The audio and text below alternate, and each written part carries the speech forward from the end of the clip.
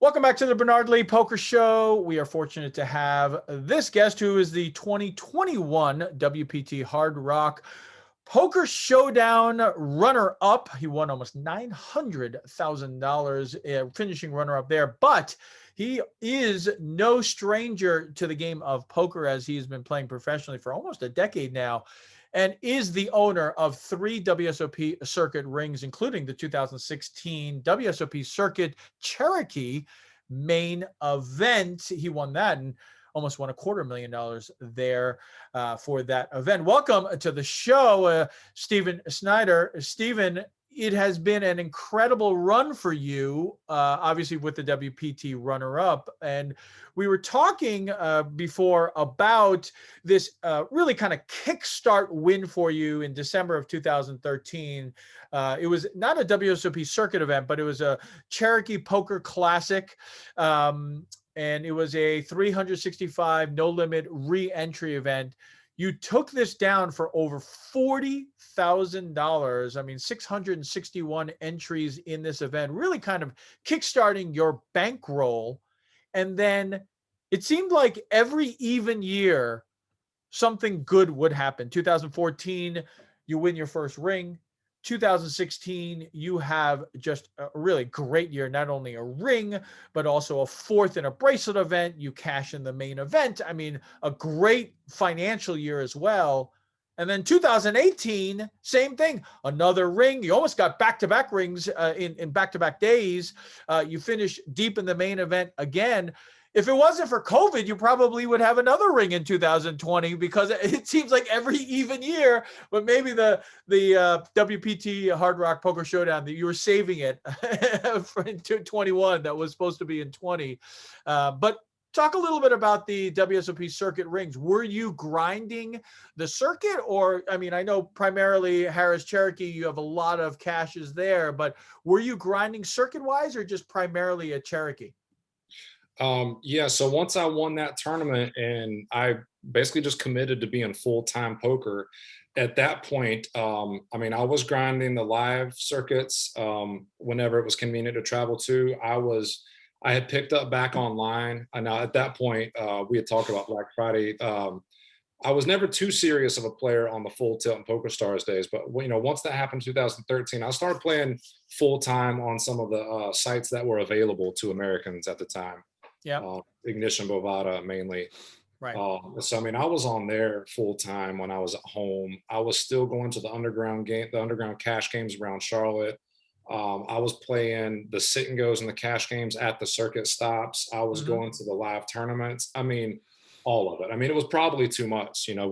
Poker players often talk about balance, and right. Once I caught the bug, and I was just, I've taken a leap of faith, and my thinking was, well, I mean, failure's not an option. I'll do whatever it takes. If that means playing 60 hours a week, like that's what's going to happen. Because right.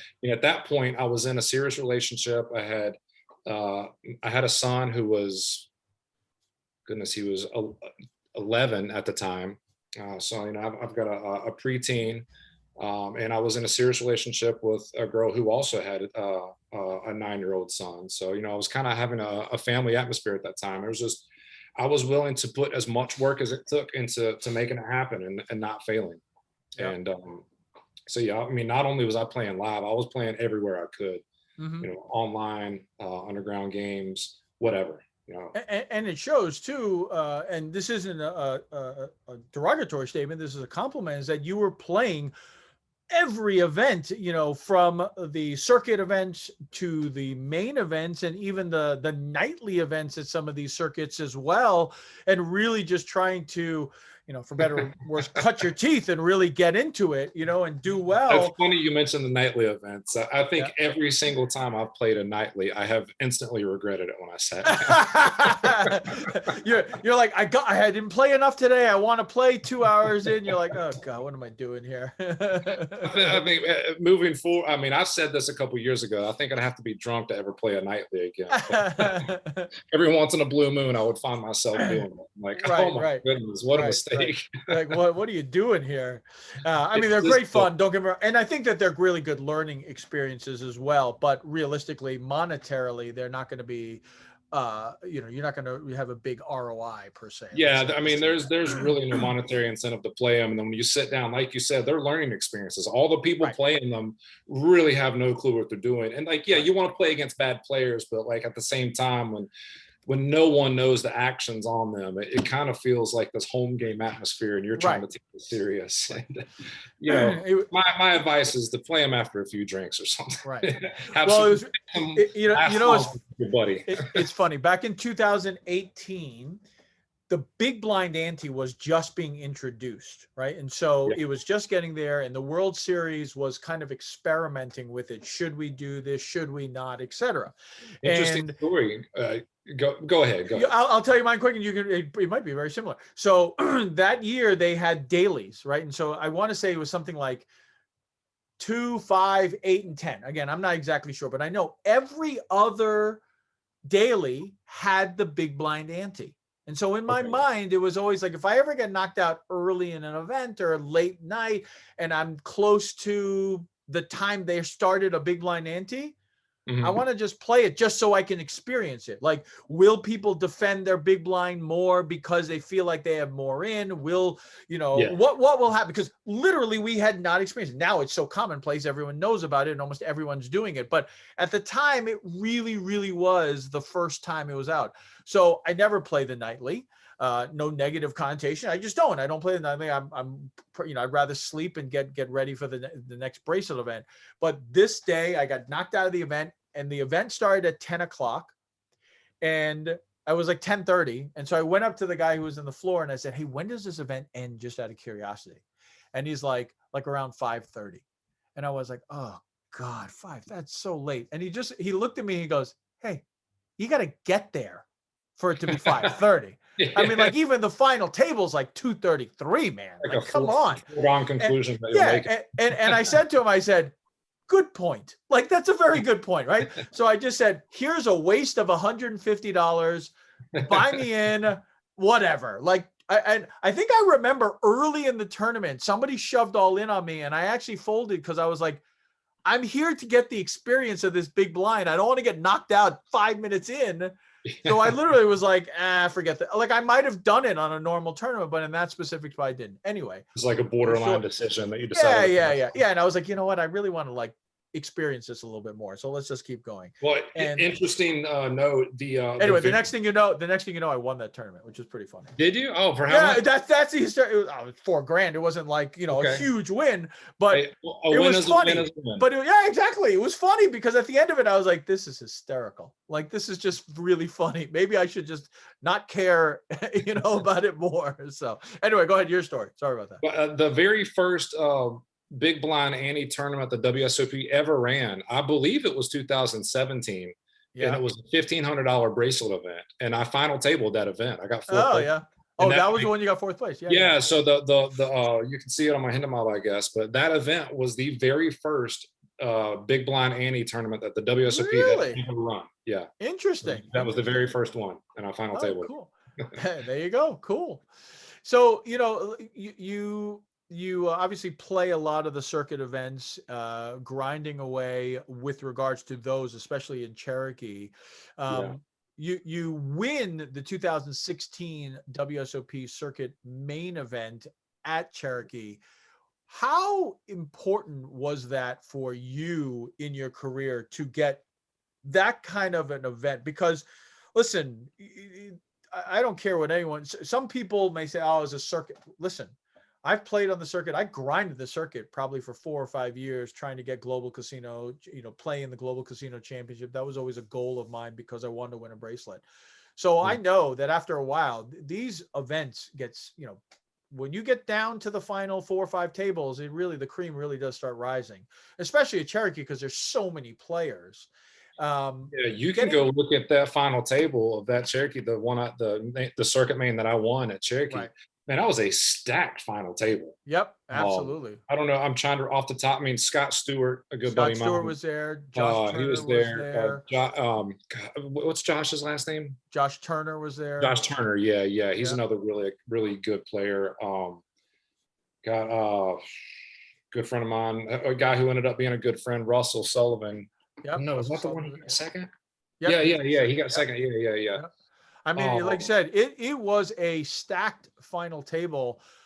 You win almost $250,000. You know, is that was that the event that, you know, in your mind, you have been doing well. You know, you had been yeah. doing well prior to that 2016. You had a great year.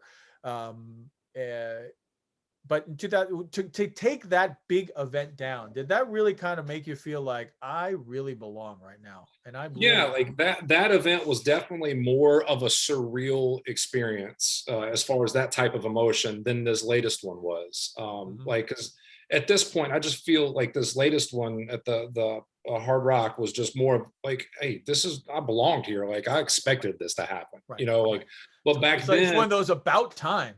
yeah, yeah, yeah, for sure, for sure. And that may sound pretty arrogant to say something like that. I don't No, I know. don't think it's like arrogant. It's just more of you put so much hard work into it. Yeah, And I mean, I'll say what I would say is that you put so much hard work into it, you play so much, and you yeah, watch either your friends, your, you know, guys you play with and girls that you play with all the time that deserve it as well, yeah. but they're getting it. Or you see somebody Well, who's just started and they get it. Why can't I get it? You know, that kind of so thing. And when like you, yeah, from the moment I started playing professionally, like the goal is really to kind of hit those bigger scores, the six-figure scores. And right, so for the first couple of years of grinding, I you know, really I didn't have any six-figure scores. I guess that was the first one. That was the first six-figure score I had, right? right. I The believe. 240, Yeah. yeah, the So circuit. Yep. yeah. So at that point, it's just like, you know, yeah, I was just on cloud nine to win that tournament. I just could not believe it. I mean, Right. I was just in shock for, you know, even months afterwards. I just like, I could not believe like, hey, I did it. Like, you know, it's not a bracelet, it's not like $1 million, but still, like, at the time I was still kind of like on the rise, like with my career and like developing my skill set and all that stuff. And yeah, it's just I just could not believe it. It was just such a wonderful experience. Definitely a more of an elated feeling that tournament than this one. And you know, I still kind of feel like that's like my crown and achievement is Yeah. that tournament as opposed to Right. this recent one. You know, Right. and I guess Right. that's just because I didn't. Maybe if I had gotten first place in this one, I might feel different. Right. Right. Um, Right. Right. Right. yeah, I mean, like I don't know. It's just very strange. Like you know, it's like yeah, like I said, I just expected it. I felt like it was in some type of capacity, it was deserved. So Right. it's just like, you know, I'm in a different place, you know, in my personal life. I'm in a different place professionally these days. So yeah, it just kind of felt like, you know, yeah, it was just supposed to happen that way. But yeah, it was more of a shock back then.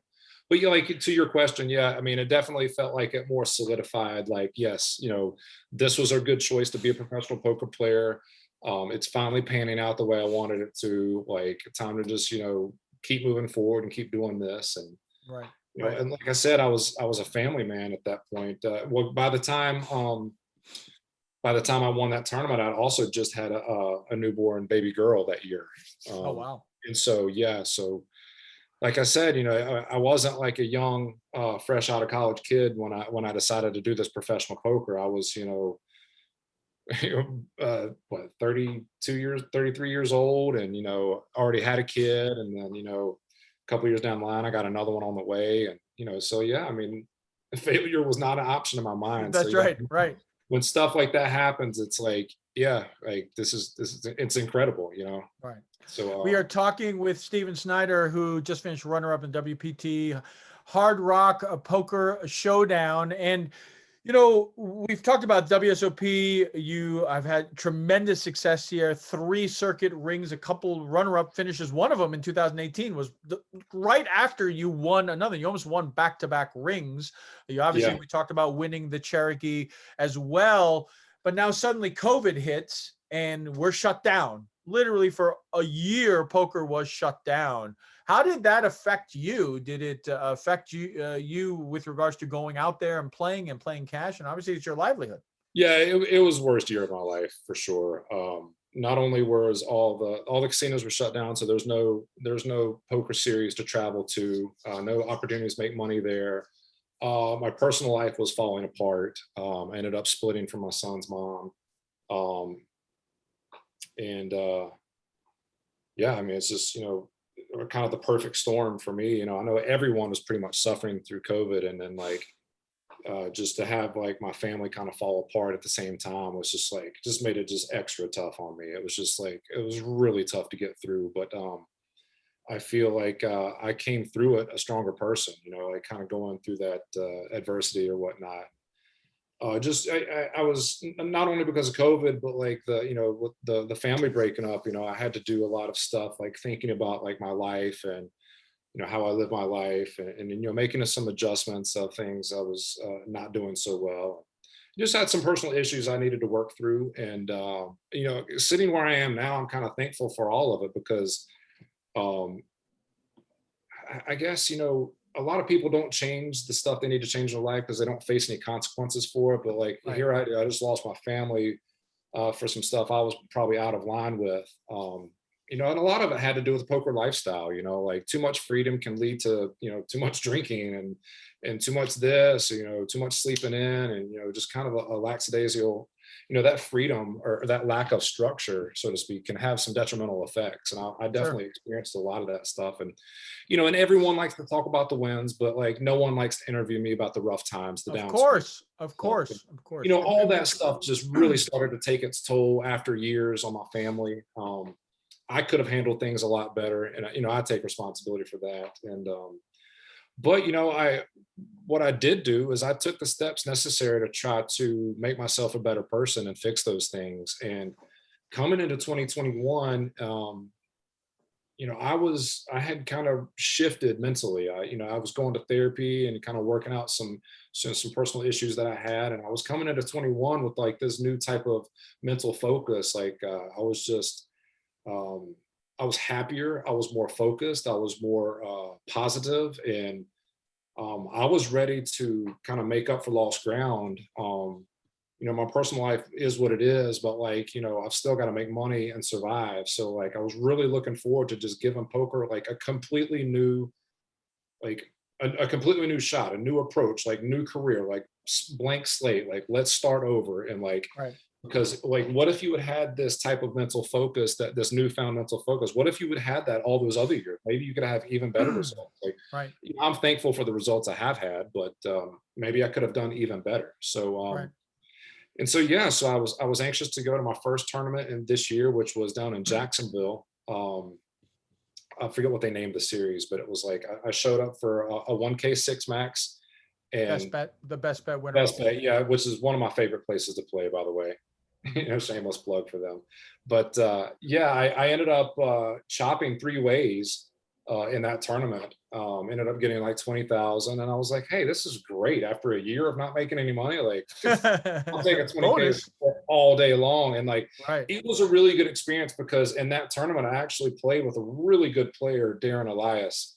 Yeah, of course. Who everyone knows who he is, but I had never played with him. And Mhm. so he was at my table like from I think the final three or four tables all the way down to the final table. And just Yeah. like, you know, we played lots of hands and just battling back and forth. And I was just like, hey, you know, this is the test. Like I welcome this challenge. And, you know, Right. like I'm here, this is what I'm here for. Like I'm prepared for this. And sure enough, like I ended up outlasting him by one spot. You know, he's a great That's right. player, you know, I mean, I'm not Yeah. gonna say like outplayed him, but you know, we had some battles. I think I made better laydowns against him than I did better like bluffs or whatnot. But Right. you know, it was Right. just a good experience. And then I went deep in that main event, and then the post limb after the main event. This is all within a couple of days. I ended up, it was like a $500 tournament. I ended up chopping that one. I think it was a 7-way chop. I think my Yeah. Hendon mob says I got third, but it was a 7-way chop. But Yeah. you know, which you know, I didn't want to chop it. It just kind of things drug on so long, and everyone was so short stacked. I was just like, all right, let's just be done with this. Right. Right. But yeah, nonetheless, I think 30,000 over the span of a couple of days really felt good at that point in my career. And fast forward, I just kind of kept the momentum going with this like mental focus and this new attitude. And you know, look what happened here at you Sure. know, at the Seminole Hard Rock. There was another trip in between there. I went to Tampa and had a decent run there. But yeah, go down to Hollywood, the Hard Rock, which is a beautiful property. If no one's ever seen it, that Have that you been there guitar is before, or was this the first time? I mean, I'd been there plenty of times in the past, Yeah. but since they did the new hotel with the guitar shaped hotel, I don't Right. think I've been there since they've done that. Yeah. And Yeah. that is amazing. That is a sight to see. My goodness.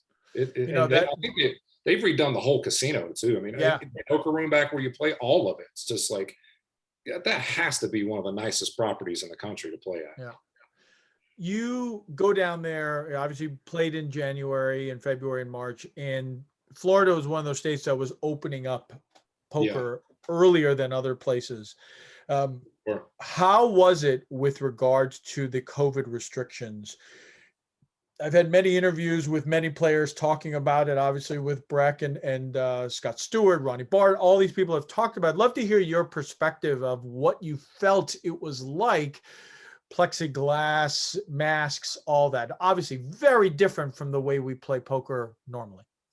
The masks don't bother me at all. I had played with masks, but no plexiglass at Beth Bet in January.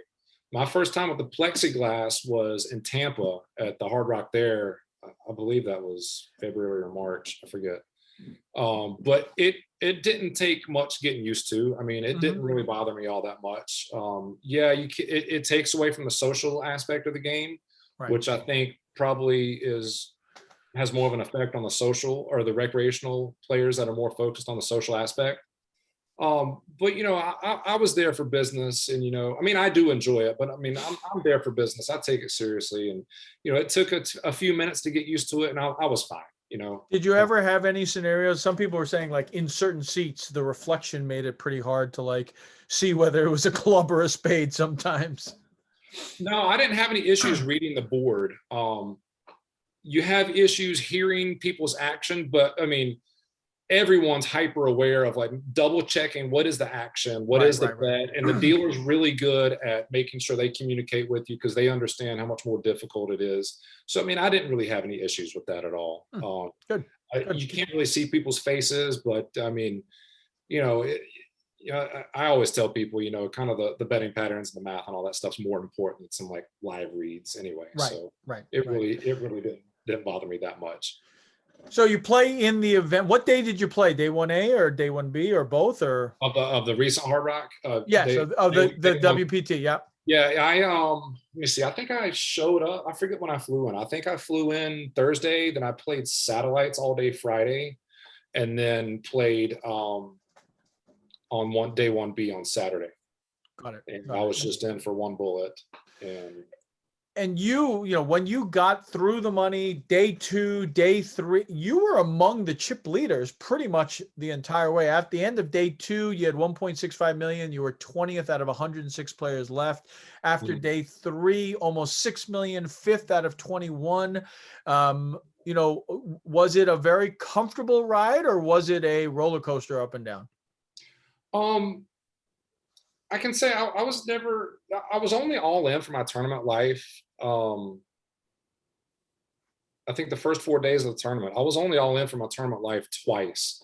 And one time I had aces, and the other time I had queens. It was aces versus queens, and I faded that one. And then I had queens versus ace 8, I believe, and faded that one. But other than that, until the final table in Vegas, I wasn't all in for my tournament life. And I think when you have a structure like that, it just really makes the play so much more skillful.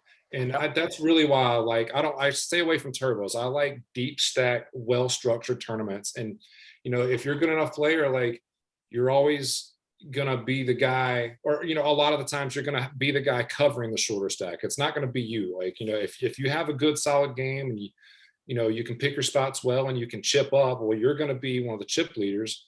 And, the other guys are going to be the ones that are all in and at risk.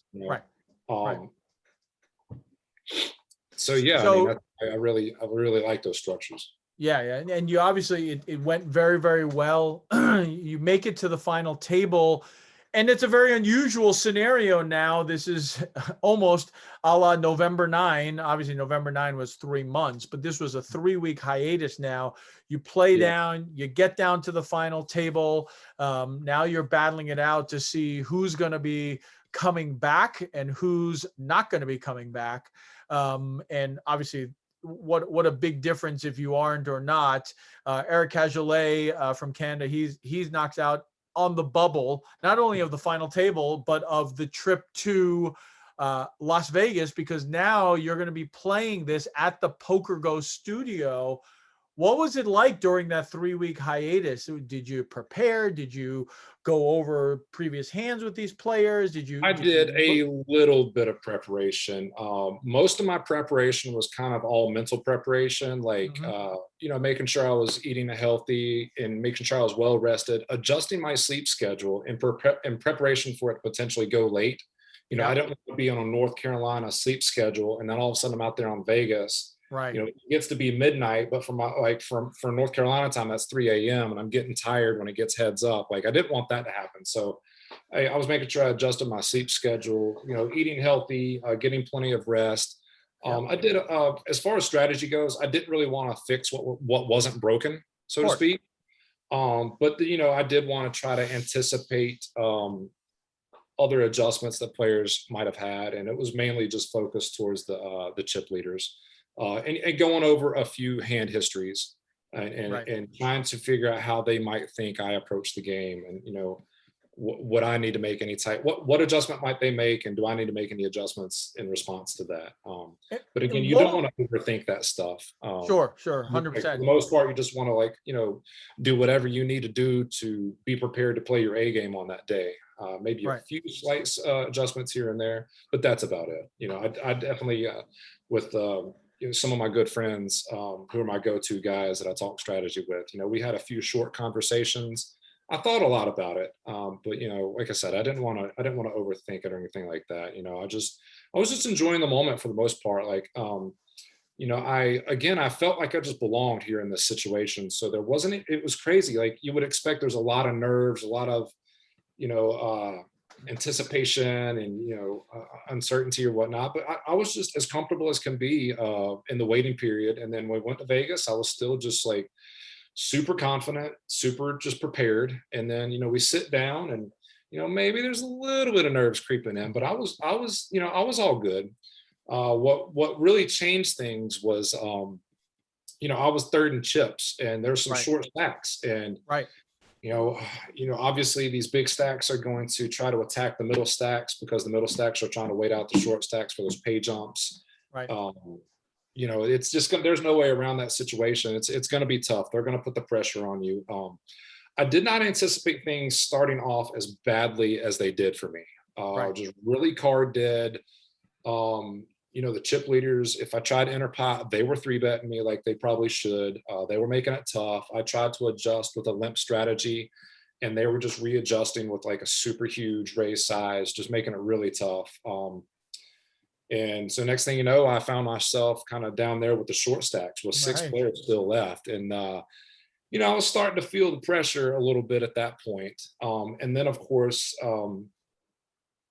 I think I ended up actually winning a few pots. I had picked up ace king and had a good squeeze all in spot where I picked up some chips, and I was able to get myself back up to 20 big blinds when like the biggest hand of my life happens, where Sonny opens, Brett calls, and I've got 2 jacks. I believe I was in a small blind, so I did not. Last thing I anticipated happening was being all in for my tournament life with 6 players left and at risk. I did not anticipate that happening.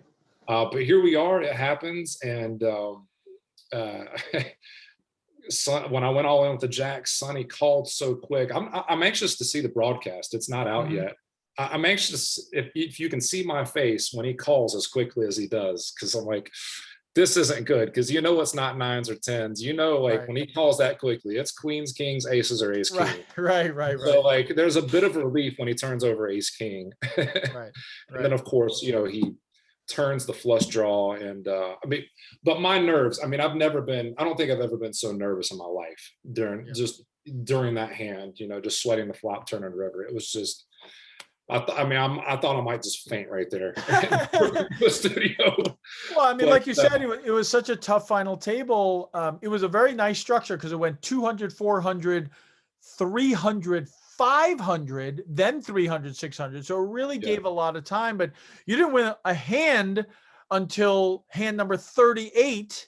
The hand that you just described, you doubled up on hand 40. And then thankfully, I guess in some respects, hand 41, Ken Aldridge, he gets eliminated in 6, and then kind of like the bubble gets popped, right? And then a few Yeah. hands later, Albert Calderon gets knocked out.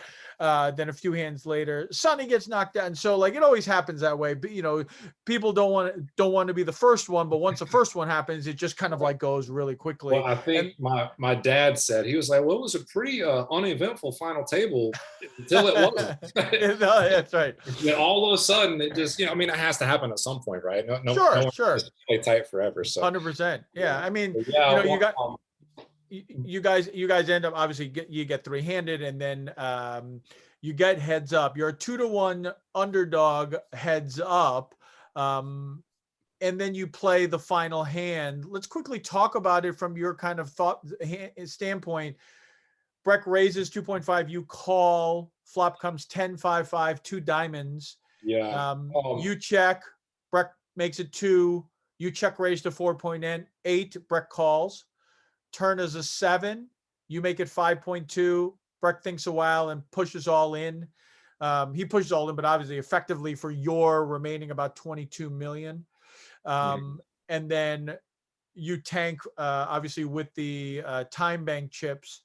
Kind of what's going through your process, because so for everyone who doesn't know, you had ace of diamonds, 2 of diamonds, you have the nut flush draw with a potential overcard. What's kind of going through your mind at that point before you make the call? First off, I think I played the final table really well leading up to 3-handed. I think I played my pocket 10s hand 3-handed pretty badly. I think I made several mistakes. I chose to 3-bet instead of flat call with Vietville was in the big blind. I believe he had like, he posted the ante in the big blind. I had another 4 big blinds left over. And so me and Breck had all the chips, and he raises the button and I have 10s. So obviously in most scenarios, it's a pretty standard 3-bet, but given the fact that Viet is in the small blind, I had chose, you should definitely be playing a lot of flat calls there. I was sitting there deciding what to do. If I flat call, Viet had enough to go all in and reopen the action.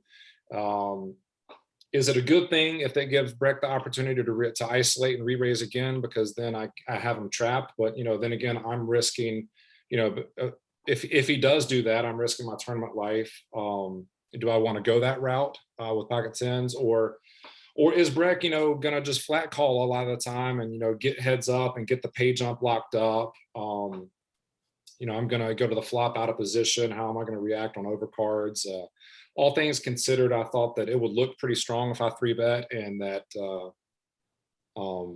Breck probably wouldn't play back at me if I 3-bet. So I figured, if anything, he was just going to call, if not fold a lot, and I decided to go with that. Now, then once he does call, I check call instead of leading the ace-6-6 flop, which I also think is a mistake, because it just puts him in a position to where he from his perspective, my hand is really face up when I play in this fashion, even though I would really play a lot of ace king, ace queen in that fashion. Like supposing I do have ace king, like I pretty much got the board locked. It's ace-6-6. There's no real draws or anything. I'm not worried about him having a 6.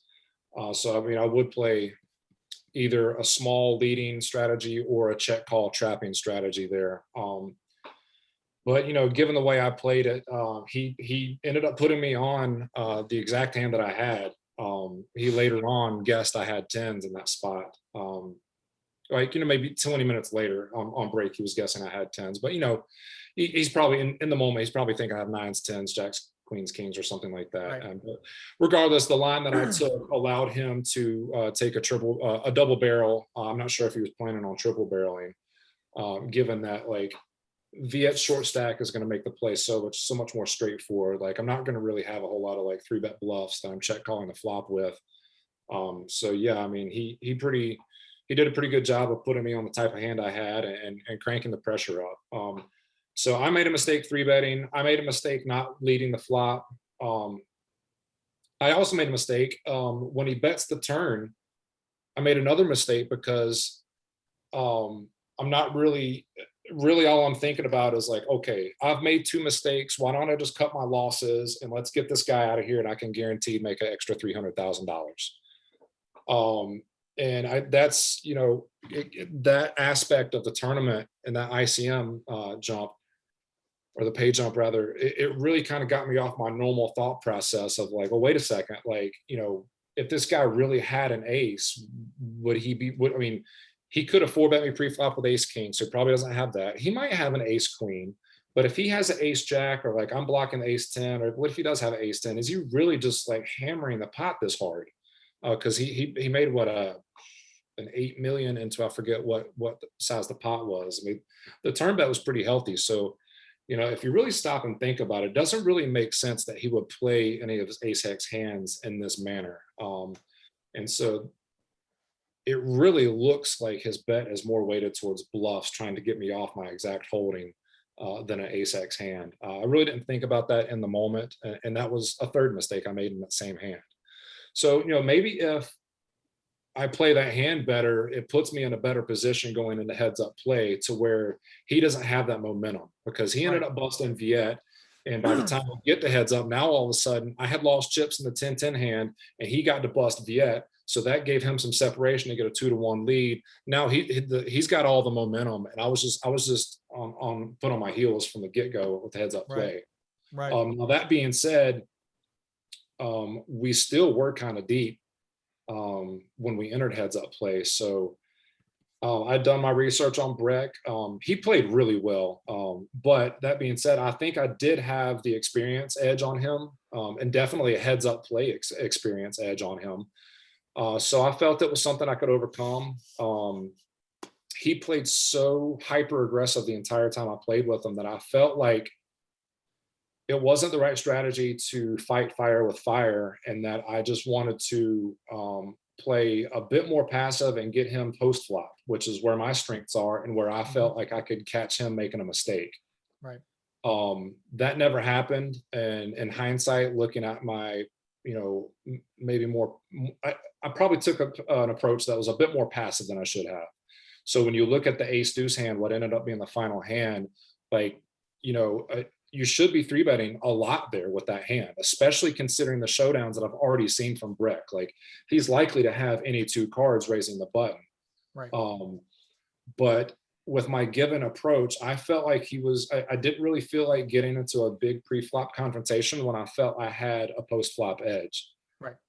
So with a hand like ace deuce suited, I kind of felt like I was trapping him by just flat calling, because there's so many boards that can come that I can extract some chips out of them. And of course, I can make, the straights and the flushes, I'm just kind of biding my time. Hope, part of my game plan is to make a big hand and get him to pay me off.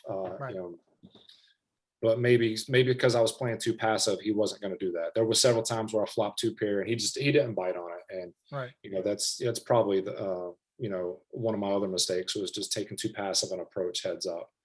But that being said, so we catch the two diamonds and two fives. It's a pretty dry flop considering. I mean, it's just pretty hard for anyone to have anything on a flop like that. And I don't think there's really too particularly much of a range advantage, so to speak, with the fives, considering he can have anything. Maybe in like a full ring scenario or a six-handed scenario.